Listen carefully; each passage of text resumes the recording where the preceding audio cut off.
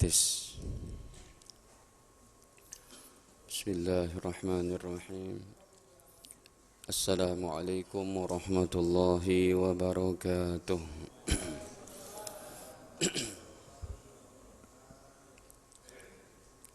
Alhamdulillah. Alhamdulillahi rabbil alamin. Wa bihi nasta'inu ala umuri dunya waddin. Wassalatu wassalamu ala ashrafil anbiya'i wal mursalin Sayyidina wa nabina Muhammadin wa ala alihi wa sahbihi wa man ittaba'ahum bi ihsan ila yaumiddin amma ba'd. Faya ma'syaral muslimin wal muslimat, usikum wa nafsi bitaqwallah faqad fazal muttaqun. Qala Allah Ta'ala, Ya ayyuhalladzina amanu taqullaha haqqa tuqatih wa la tamutunna illa wa antum muslimun. Alhamdulillah, para hadirin jamaah yang dirahmati Allah Ta'ala, puji dan syukur kehadiratnya atas segala limpahan nikmatnya pada kita, terutama sekali nikmat iman, Islam, sehat, afiat. Nikmat masih diberikannya kita kesempatan oleh Allah untuk kembali menjalankan perintah-perintahnya pada awal malam hari ini dengan sama-sama kita menjalankan salat maghrib secara berjamaah. Semoga senantiasa Allah Ta'ala berikan taufik hidayahnya kepada kita dan seluruh umat manusia untuk menghabiskan waktunya dengan waktu yang sangat bermanfaat. Hadirin, tidak terasa bulan Maulid pun sudah datang. Sedikit penjelasan yang akan kami berikan tentang peringatan Maulid dalam timbangan syariah. Maulid, kalau disebut Maulid berarti adalah waktu, ya, waktu kelahiran. Sedangkan orang yang dilahirkan disebut maulud. Ya, kalau maulud Nabi berarti orang yang dilahirkannya yaitu Rasul. Kalau maulid berarti waktunya. Hadirin, perlu dipahami bahwa umat Islam Indonesia dalam menjalankan peringatan Maulid ini, karena tujuan utamanya adalah ekspresi kegembiraan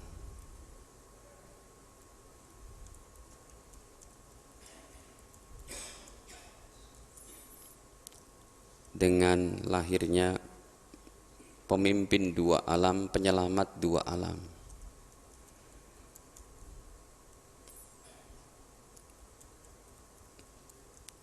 Yaitu Nabi Muhammad sallallahu alaihi wasallam. Peringatan Maulid yang terjadi di Indonesia ini dengan tujuannya adalah ekspresi kegembiraan. Wajar, karena Nabi bukan orang biasa. Muhammadun basyarun wa laisa kal basyari, yaqutatun hajarun wa laisa kal hajari. Dalam satu syairnya, Muhammadun basyarun, Nabi Muhammad manusia, tetapi walaysa kal basyari, bukan manusia biasa. Yaqutatun hajarun, batu yakut, batu juga, tapi walaysa kal hajari, bukan seperti batu koral, batu biasa. Batu yakut cuma segini aja bisa bertruk-truk dam truk batu koral kan gitu. Nah, ekspresi kegembiraan dengan lahirnya pemimpin dua alam. Hadirin, ketika anak Anda, cucu Anda lahir, senang tidak Pak? Baik, sekarang dijawab lagi. Apakah anak dan cucu kita sudah pasti bisa menolong kita di akhirat? Siapa yang berani bilang pasti? Anaknya hari-hari main game. Tapi kalau bayi yang namanya Muhammad sudah pasti bisa nolong umatnya? Pasti, dengan banyak dalil. Sahih Bukhari 4435, Sahih Bukhari 7001. Kemudian hadis Imam Ibnu Majah, bahkan Nabi akan memberikan syafaatnya sekalipun kepada umatnya yang punya dosa besar. Kita buka hadisnya, hadis perdana malam ini. Tapi waktu tinggal setengah jam lagi ya Pak, begitu cepat. Tambah paling 10 menit. Ini pembahasan akan tuntas 2 jam lah. Tapi nggak apa-apa, kita persingkat-singkat saja. Yang penting sudah mengena intinya. Gini, Nabi ini, bayi yang namanya Muhammad ini nggak seperti bayi-bayi kita. Secara akal logika aja bayi kita lahir, kita seneng. Masa dengan kelahiran Rasul lahir kita nggak seneng gitu? Coba kita buka bahwa beliau akan bisa memberikan syafaat kepada umatnya. Nih hadis 4452. Riwayat Al-Imam Ibnu Majah, hadisnya sahih.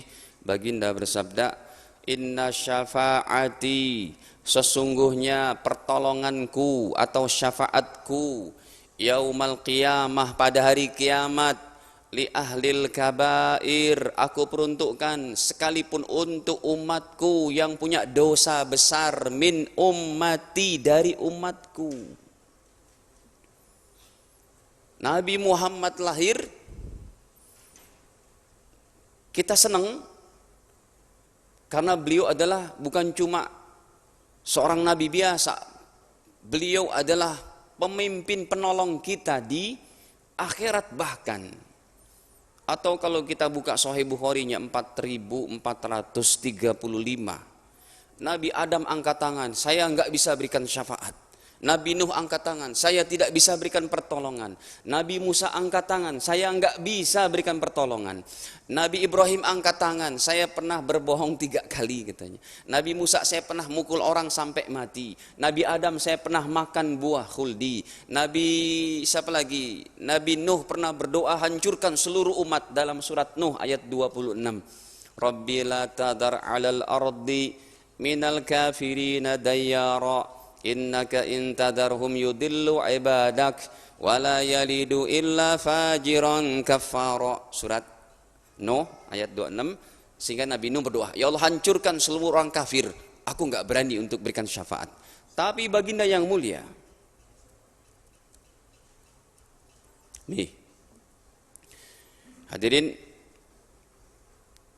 semua manusia datang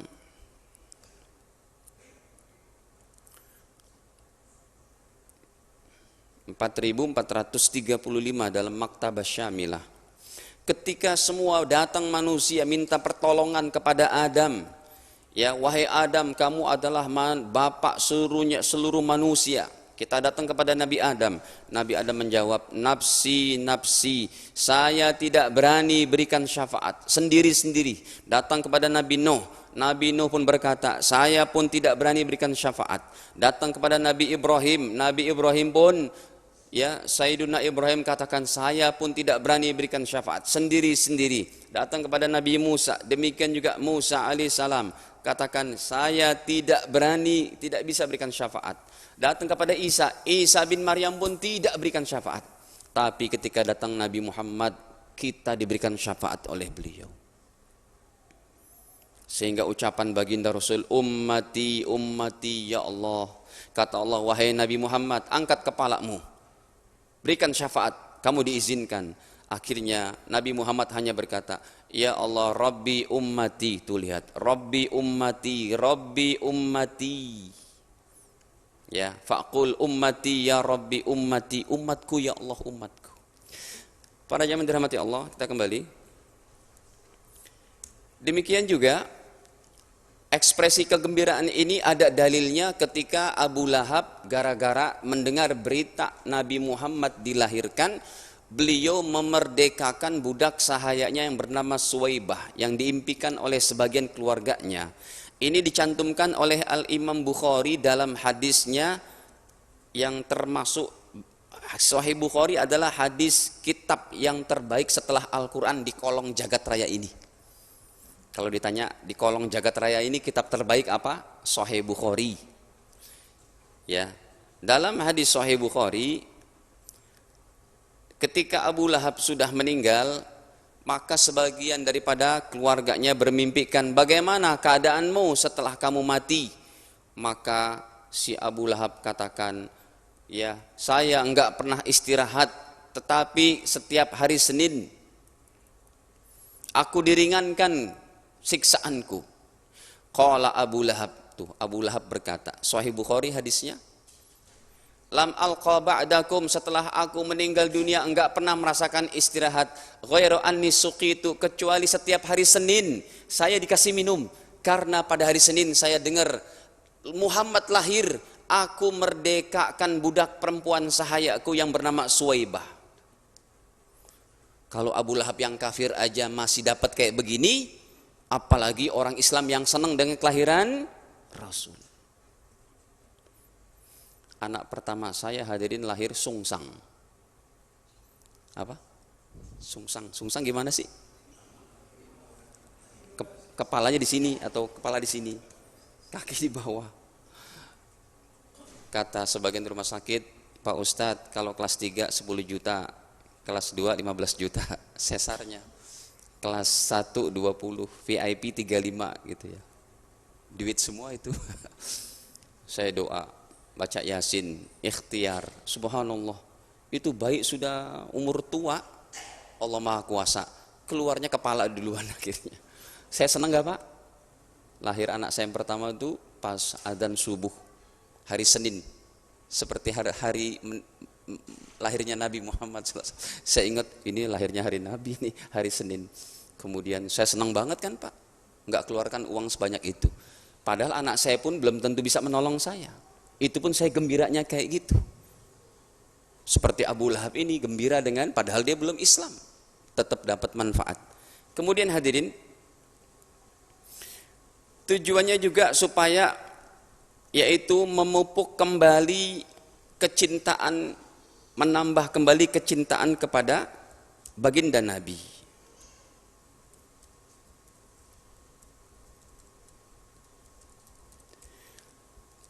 Kenapa? Karena hukum mencintai, mengekor, ittiba, mengikut Rasul itu lebih utama dari kita mencintai ayah, ibu, kakek, nenek, anak, cucu kita sendiri. Tidak sempurna iman kita. Dan bapak, ibu kita, kakek, nenek kita pun harus berpikiran, berfahaman kayak begitu. Cinta Rasul, ya, yang disebut dengan cinta itu Rasul dulu, baru orang tua, baru anak cucu kita. Ini pun Nabi sabdakan dalam hadis riwayat Al-Imam Bukhari, masih riwayat Imam Bukhari ataupun Imam Muslim yang lafadznya mudah kita ini kan. Nomornya 178, baginda Nabi sallallahu alaihi wasallam bersabda, la yu'minu ahadukum, tidak beriman salah seorang di antara kalian.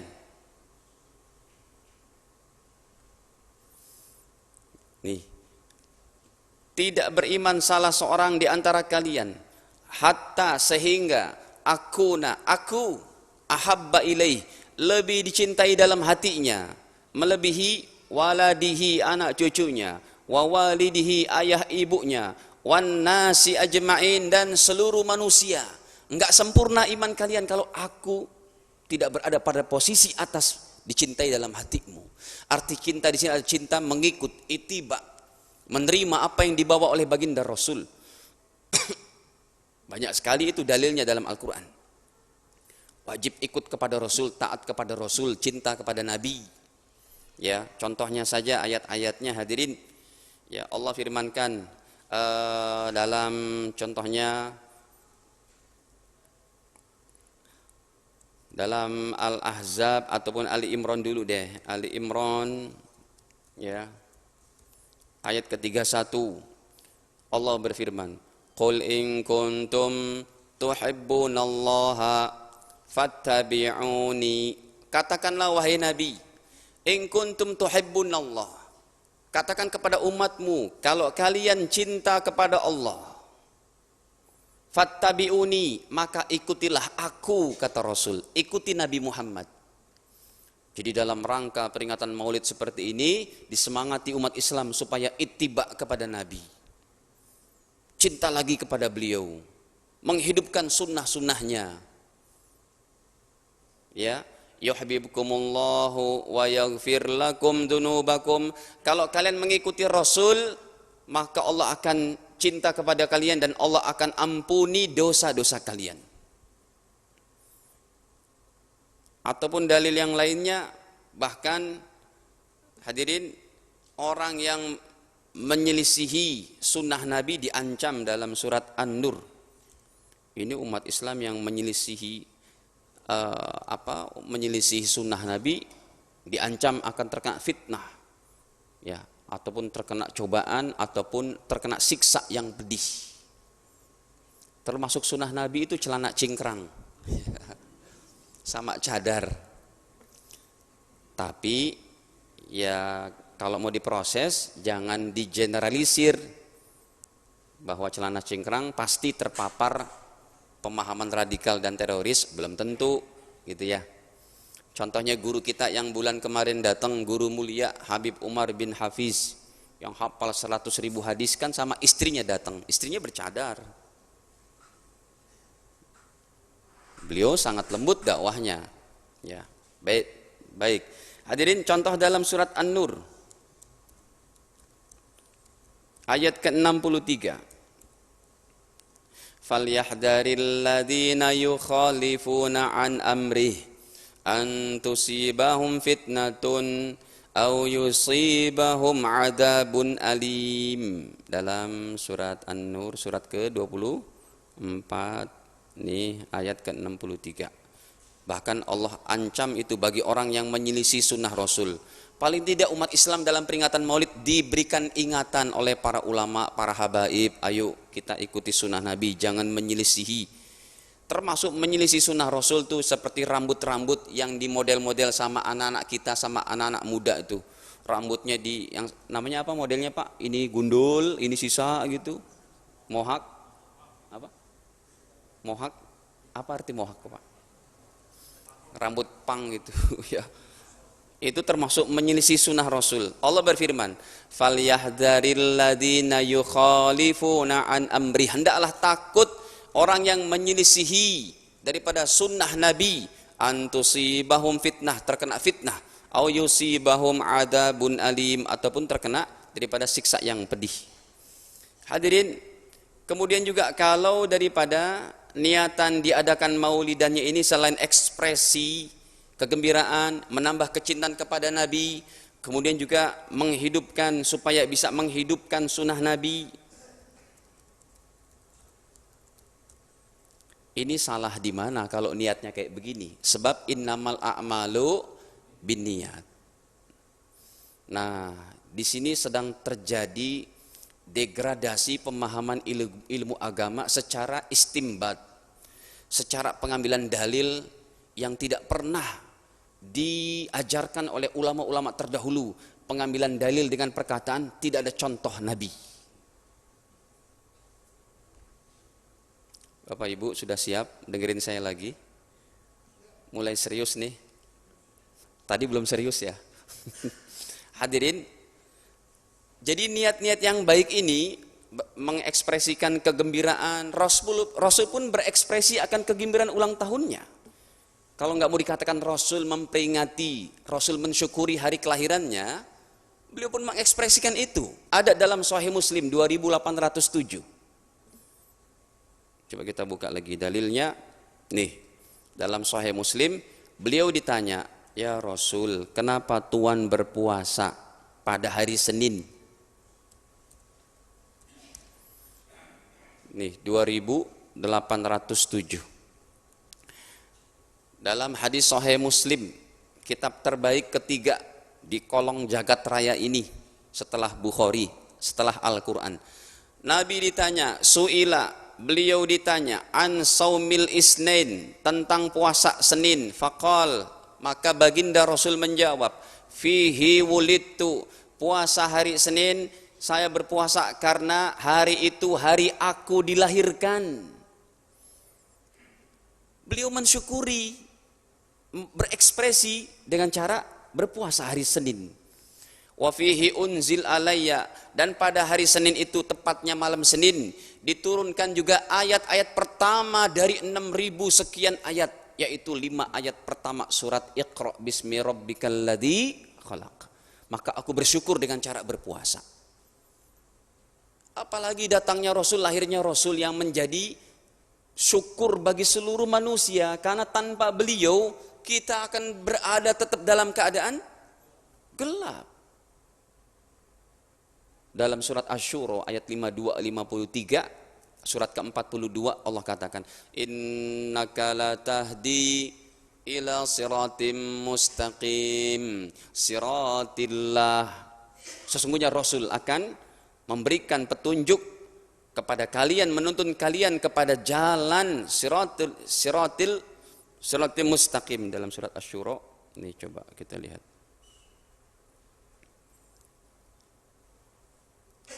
Tuh, wa innaka latahdi, ya, dari sini nih 52 53. Wa innaka latahdi ila siratim mustaqim. Sesungguhnya engkau wahai Rasul yang akan bisa memberikan petunjuk kepada jalan yang lurus.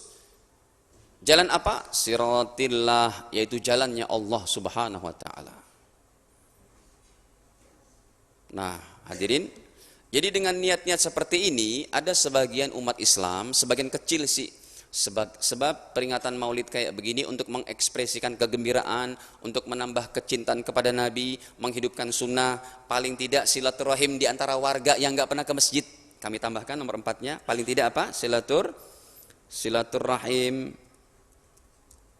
ataupun ada sodakoh makanan. Bisa juga diniatkan ngaji ilmu. Makanya para ulama, para habaib yang menyampaikan maulid, disampaikan dalilnya betul-betul. Jangan sampai kita mengadakan peringatan maulid sampai jam 12 malam, besok sholat subuhnya kosong. Itu penekanannya begitu. Saya kadang diundang maulid, saya katakan, ayo kita buat cara yang baru. Apa? Bedah kitab sirah Nabi, bedah kitab Imam Tirmidzi namanya Syama'il Muhammadiyah. Cerita tentang Rasul dilahirkan sampai beliau cara berjalan, makan, minum, potongan rambutnya, bajunya seperti apa. Kalau saya ditanya, Ustadz kok pakai bajunya gamis terus? Saya jawab, saya ini sangat memfavoritkan Nabi Muhammad. Apa saya salah? Ketika ada anak muda favorit sama Michael Jackson, udah meninggal sampai sekarang rambutnya pun dibuat kayak gitu, Anda nggak menyalahkan juga? Dulu masa-masa artis yang namanya rambutnya segini, perempuan Demi Moore, ingat Pak? Perempuan-perempuan Jakarta rambutnya segini, toh Anda nggak protes? Ini hak pribadi saya untuk mencintai Rasul, dan karena dalam hadis riwayat Imam Abu Daud ataupun Tirmidzi, dalam Riyadhus Shalihin Imam Nawawi, beliau membawakan hadis ini, kana ahabbul libas ilan nabi al-qamis, baju yang paling disukai oleh Rasul gamis. Apa salah kecintaan Rasul saya jadikan kecintaan saya juga?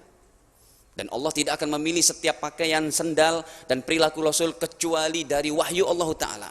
Surat An-Najm pada ayat ke-3 dan 4. Wa ma yantiqu 'anil hawa in huwa illa wahyu yuha. Nabi tidak bercakap-cakap kecuali dari siapa? Wahyu Allah Ta'ala. Nah, hadirin, apalagi kalau diniatkan ngaji ilmu. Peringatan Maulid yang kontennya kayak di Indonesia, pertanyaannya, salah di mana? Salah di mana? Salah apanya? Tanda tanya. Pasti jawaban mereka adalah diantaranya yang nggak setuju dengan maulid. Saya sih bisa juga mengatakan maulid dan haram. Loh, kok Ustadz jadi gitu? Iya, kalau kontennya itu bukan kayak yang saya tuliskan, tapi kontennya dangdutan, dangdut koplo, sama wanita joget-joget. Ditulis di belakangnya layarnya itu peringatan maulid balehoknya. Itu haram. Karena ada apa? Perbuatan-perbuatan dosa dan maksiat. Tapi kalau yang kami tuliskan, ekspresi, menghidupkan sunnah, menambah kecintaan, silaturahim, sodakoh makanan, ngaji ilmu, salah di mana? Salahnya, jawaban mereka adalah Tidak ada contoh Nabi. Baik, sekarang kita masuk lebih serius. Pertanyaannya, kami tanya balik, apakah statement tidak ada contoh Nabi bisa jadi dalil? Apakah setiap perkara langsung boleh tidak ada contoh Nabi? Pak Ustadz, apa hukum orang habis sholat langsung salaman? Kata Ustadz ini, oh nggak ada contoh Nabi. Ngapain jawaban cuma kayak gitu doang kalau Anda belajar S3 di Madinah? Kenapa nggak dibahas daripada hadisnya salaman, kita para ulama tentang salaman habis sholat? Itu ada semua jawabannya. Kok tiba-tiba nggak ada contoh Nabi? Anda juga berdakwah pakai televisi, pakai radio itu nggak ada contoh Nabi?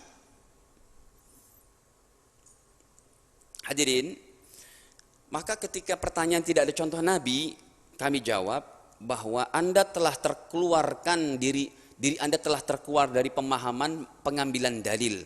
Dalil dalam akidah ahli sunnah wal jamaah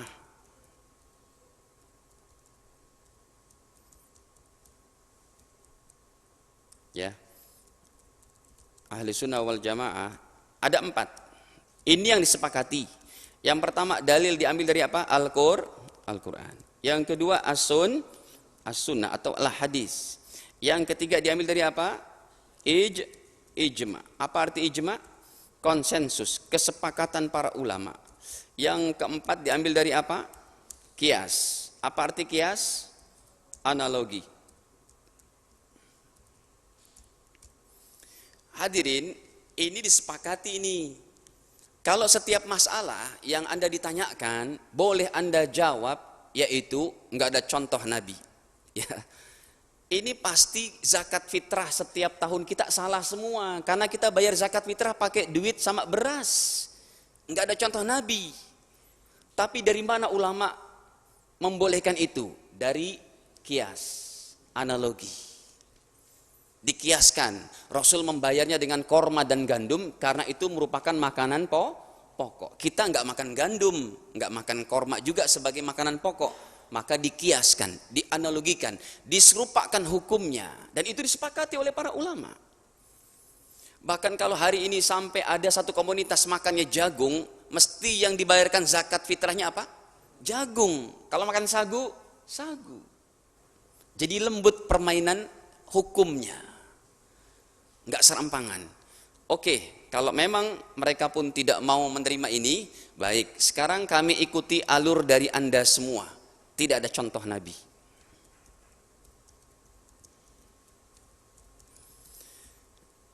Hadirin, kalau Anda mengatakan ini tidak ada contoh Nabi, makanya ketika saya pernah diajak ngobrol sama di Masjidil Haram sama sebagian orang-orang Arab di sana, kalau memang pengambilannya, karena dulu saya pernah ngaji santri kalong di Mekah gitu ya, bukan akademisi tapi nyantri kalong aja di halakoh.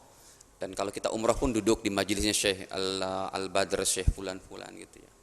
Maksudnya Syekh Abdul Muhsin Al-Badr, Syekh Abdurrahman Ajlan dan lain-lainnya. Kita dengerin tausiah mereka gitu. Ada juga anak-anak Indonesia yang ceramah di Masjid Nabawi gitu ya. Hadirin, kalau tidak ada contoh Nabi, ini bisa terkena hukum kepada diri Anda sendiri. Syekh ini berkata, kasir fi Indonesia minal a'mal lati lam tujad minas sunnah an-nabawi sallallahu alaihi wasallam. Enggak banyak perkara daripada di Indonesia yang tidak ada contohnya. Malam yaf'alhu Rasul, enggak pernah dicontohkan oleh Rasul. Ini saya garis bawahi. Baik, kalau memang statementnya tidak ada contoh Nabi, tanpa memakai kesepakatan para ulama, dalil diambil daripada apa? Al-Quran, hadis, kemudian ijma, kemudian kias. Ini yang disepakati. Ada lagi yang tidak disepakati. Dari istihsan, dari adat satu kaum, dari usul fikih, dari hukum fikih, kaidah bahasa Arabnya, ya, dan lain-lain. Nah hadirin, kalau memang perkataan Anda tidak ada contoh Nabi, kami katakan, kenapa Syekh Anda berkata di Indonesia banyak perkara-perkara bid'ah?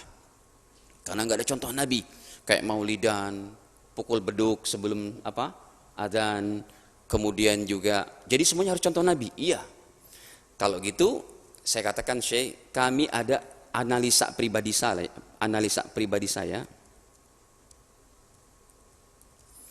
Saya dapati di Masjidil Haram 10 lebih perkara nggak ada contoh Nabi?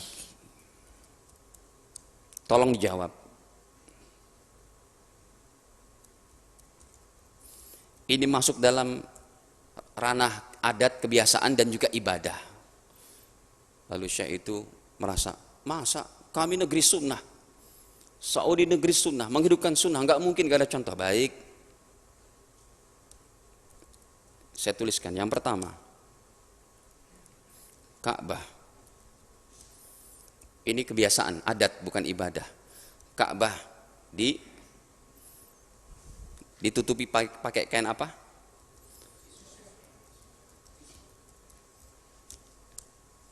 Yang kedua, kain kiswahnya bertuliskan kaligrafi, pakai benang emas bahkan. Pertanyaannya dua ini dulu, mana contoh Nabi? Itu lihat Ka'bahnya, mana contoh Nabi? Tapi kalau dibahasnya daripada ilmu yang lain, ya maka akan menjadi boleh. Bukan cuma contoh Nabi. Ya, pakai fikih, kaidah fikihnya, maka akan menjadi hukumnya paling tidak mubah. Sebab kalau udah sesuatu statementnya tidak contoh Nabi, pasti jatuhnya itu hukumnya haram. Berarti ini pun sudah memberangus hukum Islam yang 5. Hukum Islam yang 5 apa? Wajib, sunnah, mubah, makruh, terus haram. Ini dulu jawab 2. Tidak bisa jawab. Kemudian yang ketiga, ini analisa pribadi saya. Yang ketiga, di Masjidil Haram kerap kali diadakan lomba hafal Quran 30 juz. Kalau jawabannya pakai kaidah-kaidah dari ulama, yaitu fikihnya, kaidah fikih, kiasnya, maka baik, tetap boleh. Tapi kan andanya mau apa? Contoh Nabi. Saya tanya, adakah contoh Nabinya, perintahnya, hadisnya? Tidak jawab. Yang keempat, ini tahun 2002 ya, ketika pembicaraan ini berlaku. Waktu itu masih ada meriam depan Tower Zamzam itu di satu bukit. Allah alam sekarang masih ada apa enggak. Meriam itu dibunyikan setiap malam 1 Ramadan supaya penduduk Mekah mengetahui kalau Ramadan sudah masuk. Kita tulis yang ketiga, yang keempat, meriam Mekah. Meriam Mekah dibunyikan tiap 1 malam Ramadan. Ini apakah ada contoh Nabi? Anda boleh juga googling itu, ya akan keluar meriam Mekah kayak begini.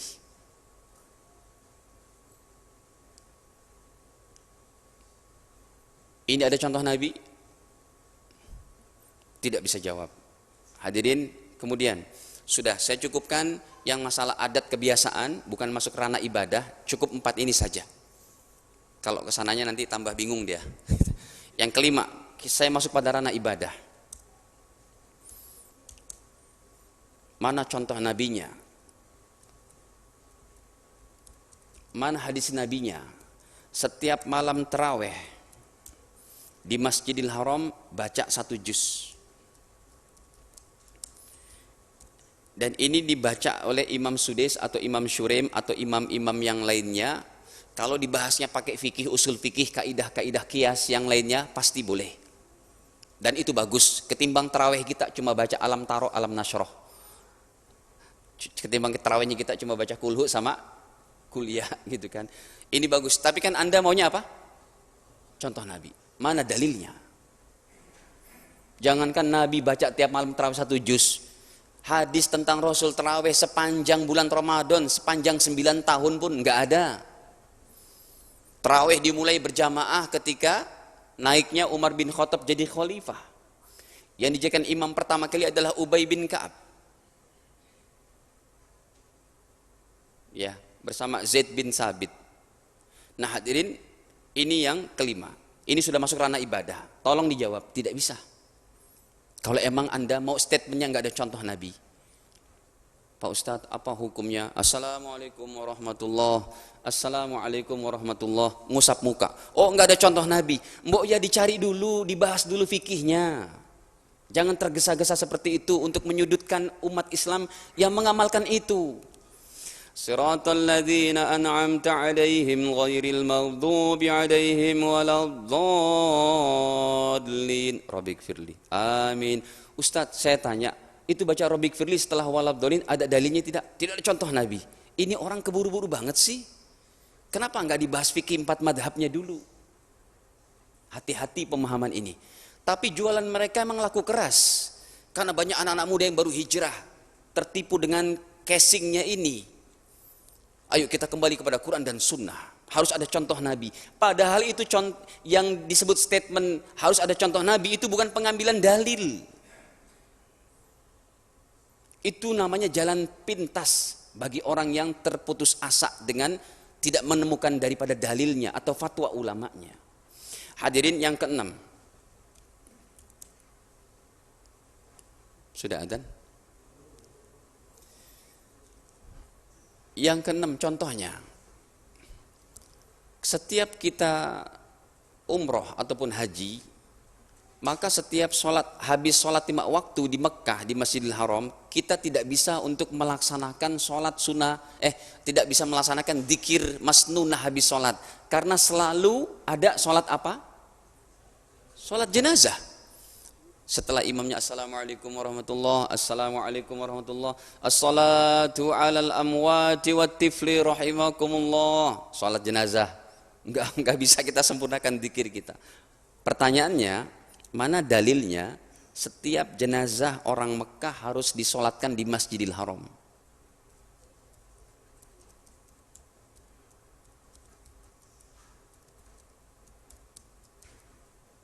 Saya singkat saja, Masjidil Haram di MH. Mana dalilnya? Padahal kalau dibahas daripada kias dan usul fikihnya dan kaidah fikihnya adalah baik. Kenapa? Tujuannya supaya si jenazah lebih banyak mendapat doa daripada orang yang menyolatkan. Hadis Sahih Muslim, Nabi katakan setiap jenazah disolatkan minimal 40 pasti diterima daripada doa orang yang solat. Hadisnya lebih banyak lagi, setiap jenazah yang disolatkan oleh 100 orang, maka dia akan diterima oleh Allah doanya. Illa syufi'u fih, kata Rasul dalam Sahih Muslimnya, pasti diterima. Apalagi orang jutaan menyolatkan jenazah. Tapi kalau pertanyaannya, adakah contoh Nabi ketika Nabi berada masa hidupnya, setiap jenazah dibawa ke situ? Atau perintah Rasul? Tidak, ini pakainya kias. Para jamaah yang dirahmati Allah Ta'ala, ini sudah nomor 6, nomor 7. Sudahlah, saya cukupkan segini aja karena mereka nggak bisa jawab juga. Nomor 7 lebih sensitif. Kalau mau ditampilkan juga. Mana contoh nabinya ketika Anda mengajarkan tauhid dengan pembagian tauhid ada 3. Pembagian tauhid ada 3, namanya adalah yang pertama uluhiyah. Yang kedua tauhid rububiyah. Yang ketiga tauhid asma was sifat.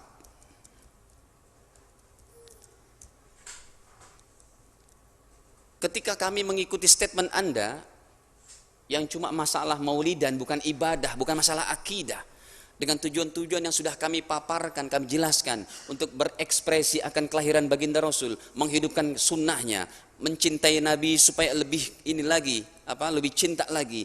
Kemudian ada silaturahim di antara kita, ada ngaji ilmu. Itu semuanya adalah perkara-perkara baik diambil dari umum, bukan cuma enggak ada contoh Nabi.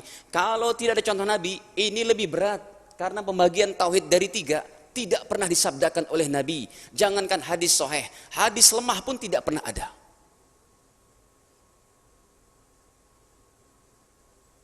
Lebih sensitif masalah akidah. Hadirin para jamaah dirahmati Allah. Makanya ulama mereka seperti Syekh Ibnu Taimiyah dalam kitab Iqtida' Shiratal Mustaqim, beliau sendiri mengatakan bahwa peringatan Maulid yang diadakan di sebagian tempat oleh umat Islam ini, kata beliau, adalah termasuk perkara yang mendapat pahala besar. Nih saya bukakan. Kitabnya pun kita buka juga nih jati dirinya. Tuh. Nama kitabnya adalah Iqtida' Shiratal Mustaqim li Mukhalafa Ashabil Jahim. Al-muallif pengarangnya Syekhul Islam Ibnu Taimiyah. Syekh Ibnu Taimiyah. Apa kata Ibnu Taimiyah di sini? Kata beliau, fata'zimul maulid, maka pengagungan akan hari kelahiran Rasul, wattikhaduhu mausiman, dan dijadikannya acara tahunan. Musiman, sekarang musim apa? Ya, musim itu. Wattikhadu mausiman, kata Syekh Ibnu Taimiyah, qad yaf'aluhu ba'dun nas, yang kadang dikerjakan oleh sebagian umat Islam. Wa yakunu lahu, maka dari peringatannya itu ajrun azimun, ada pahala yang besar. Ini kata ideolog mereka, Syekh Ibnu Taimiyah, li husni qasdih, karena bagus niatnya.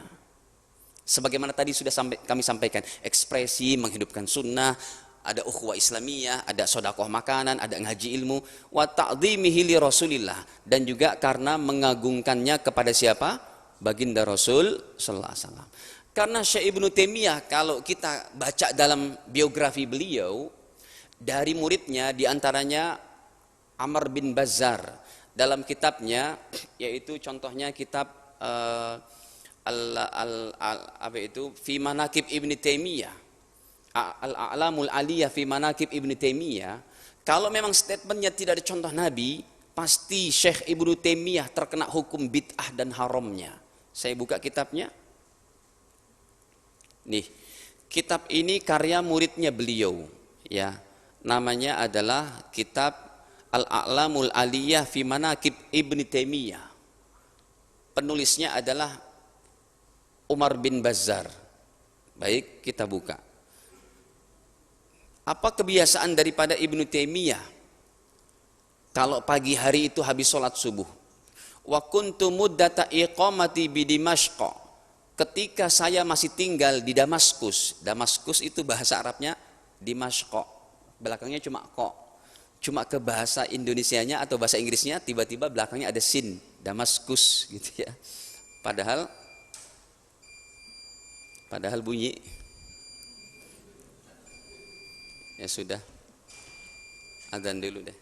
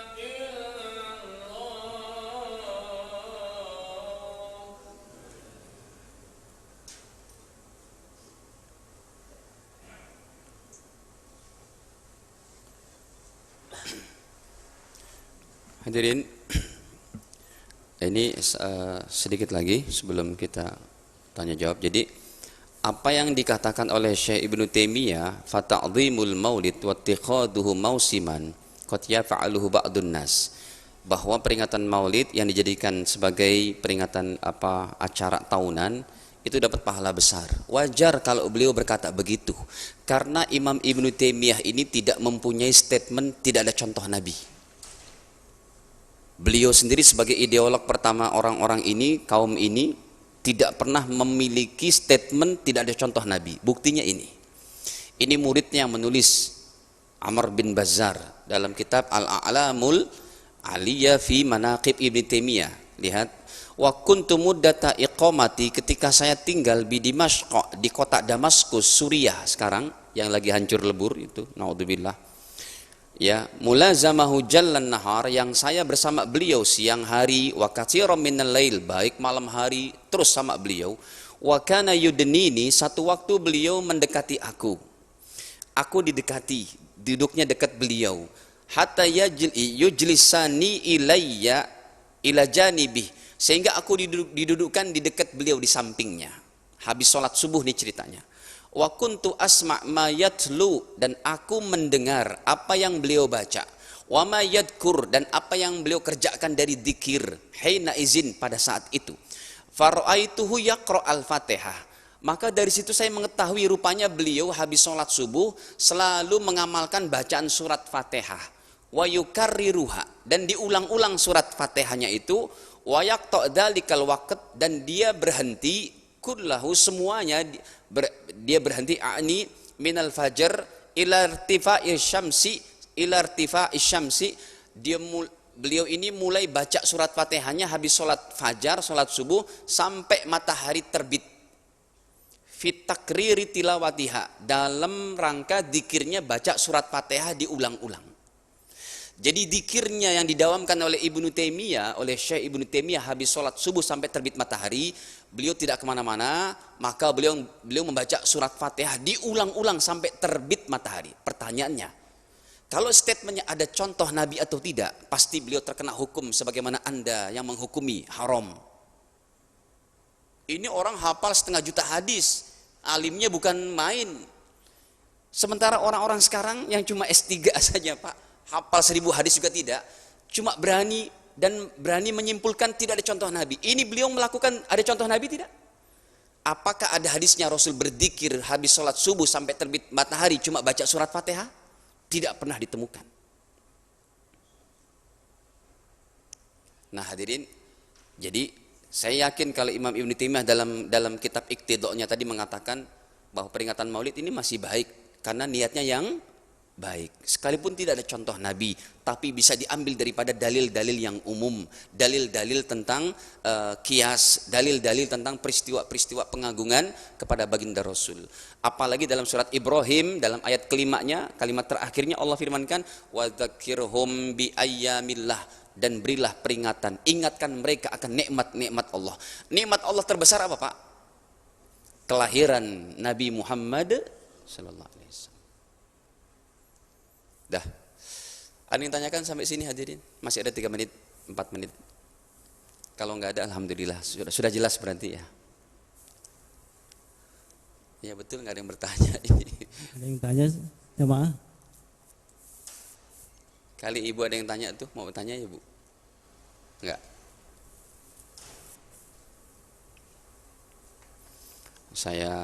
Saya cepatkan pembahasannya, malah nggak ada yang nanya. Kalau enggak saya panjangkan lagi tadi itu. Ini ada yang nanya. Udah dipaksa baru ya, dipaksa nanya ini. Silakan. Dengan heboh yang sekarang terjadi ini, dengan statement Menteri Agama ini bagaimana? Gimana? Dengan statement Menteri Agama. Apa tuh statementnya? Ya soal kadar. Iya, ini kan beliau melarang di institusi pemerintah. Sebab baju pakaian itu adalah kemauan dan kehendak pribadi, tapi dalam lingkungan yang tidak terikat dengan pekerjaan. Selama dia menutup aurat, ya sudah, masih tidak apa-apa. Ya. Dan kalau diikuti kepada hukum cadar kan ada dua. Imam Syafi'i dan Imam Hambali menyatakan, dua ulama besar ini cadar wajib. Imam Maliki, gurunya Imam Syafi'i, dan Imam Hanafi mengatakan cadar sunnah. Jadi kalau diambil hukum sunnah, toh Menteri Agama pun tidak terlalu salah. Ya. Tapi juga beliau harus betul-betul menjelaskan dan mencari tahu secara detail siapa yang terpapar pemahaman radikal ini. Sebab radikal itu kalau bahasa Inggrisnya sendiri diambil dari redik itu adalah akar. Dan kalau radikal dalam sesuatu itu adalah kebanyakan konotasinya kepada yang baik, statement yang baik. Wah, ini pekerja karyawan radikal. Artinya dia betul-betul tuh datang jam 8, pulang jam 4, amanah, rajin, nggak ngantukan lagi kerjanya. Itu radikal namanya. Cuma dipahami radikal kayak sekarang menjadi melebar konotasinya kepada teroris. Dan sekali lagi, belum tentu orang yang cadaran dan yang cingkrang itu teroris. Terpapar paham radikalisme gitu. Ismenya ini yang gitu ya Pak. Jadi kalau beliau buat peraturan, ya itu memang institusi. Tapi kalau seumpamanya Menteri Agama mengeluarkan satu hukum atau pemerintah, satu peraturan, warga Indonesia tidak boleh pakai cadar dan celana cingkrang, baru itu tidak boleh. Sebab itu sudah bertentangan secara langsung kepada pengamalan agama. Nggak mungkin dong orang yang sudah dia dengan cadarnya disuruh buka begitu kan repot. Tapi ya semoga digodok lagi lah. Ya, kenapa harus ditampilkan masalah yang begitu sementara ekonomi dalam keadaan amburadul gitu loh. Itulah yang diangkat, coba yang diapakan. Cuma ya kita saling berdoa, jangan saling memojokkan, jangan juga saling baik-baiklah bicara. Hadirkan semua daripada unsur-unsur ormas, ulama-ulama seperti apa. Digodok baik-baik supaya tidak menjadi isu yang bola liar ini yang nanti bisa apalagi media-media nanti menggodoknya dan macam-macam gitu ya. Dah. Cukup sudah hadirin. Ini saja, mohon maaf segala kekurangannya. Al-afu minkum, subhanakallahumma bihamdik, asyhadu alla ilaha illa anta astaghfiruka wa atubu ilaik. Wassalamualaikum warahmatullahi wabarakatuh.